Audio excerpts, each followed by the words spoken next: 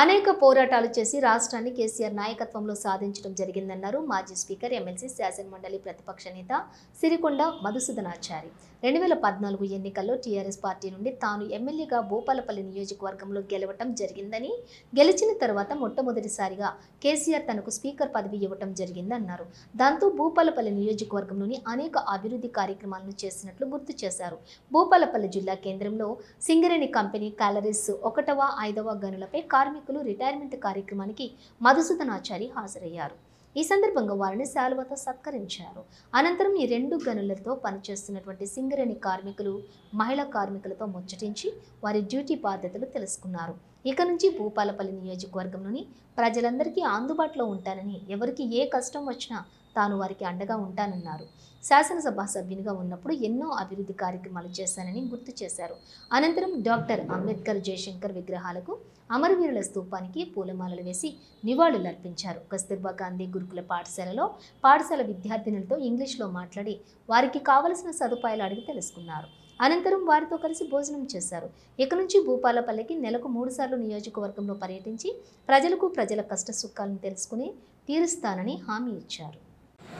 గతంలో నేను స్పీకర్గా ఉన్న సమయంలో ఇక్కడ 1000 క్వార్టర్స్ కట్టించడంలో కానీ, ఇక్కడ ఉండేటువంటి కార్మికులకు ఇచ్చారు కానీ, ఆ రోజు ఉన్నటువంటి సీఎండీ గారు శ్రీధర్ గారిని మెప్పించి సింగరేణి భూపాలపల్లి ప్రాంతానికి సంబంధించినటువంటి కార్మికుల సమస్యలకు నిరంతరం నేను స్పందించేది.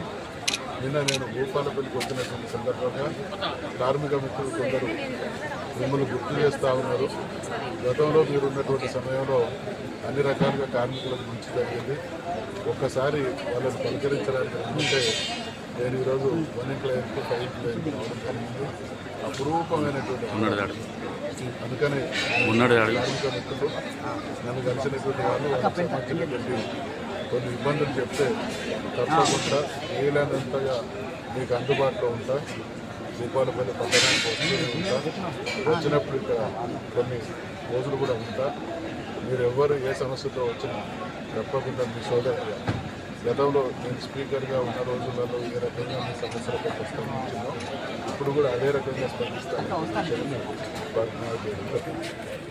అనేక నేను సోదరుతో మాట్లాడిన సందర్భంగా దాదాపు 39 సంవత్సరాలు 39 సంవత్సరాలు అంటే జీవితంలో అత్యంత కీలకమైనటువంటి దశను తన జీవితాన్ని సింగరేణికి అంకితం చేసి, సింగరేణి వెలుగులుగా భావించి ఈరోజు